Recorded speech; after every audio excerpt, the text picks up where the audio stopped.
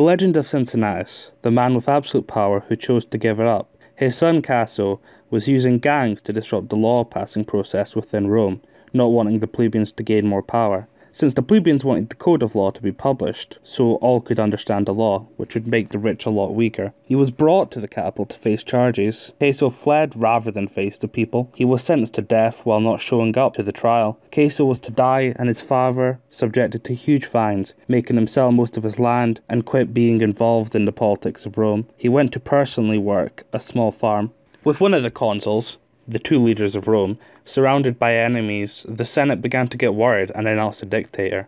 The other consul at the time chose Cincinnatus to be dictator for 6 months. He was doing farm work when the senators came. He asked if everything was okay, and he was asked if he could put on his senatorial toga, and they told him of his new position. It took him 15 days to save the other army led by one of the consuls. After 15 days of being given absolute power, he had achieved his goal and returned to tend to his farm.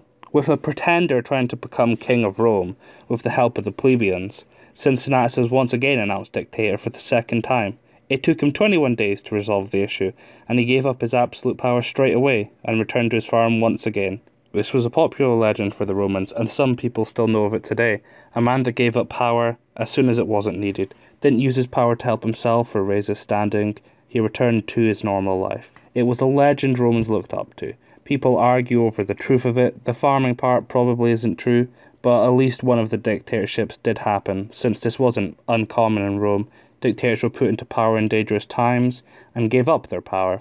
It speaks about men that are not corrupted by power. While not wholly a true tale, it's a fun legend and shows people even today respect people like Cincinnatus. Thank you for watching. Please comment below any legends you think would fit my channel.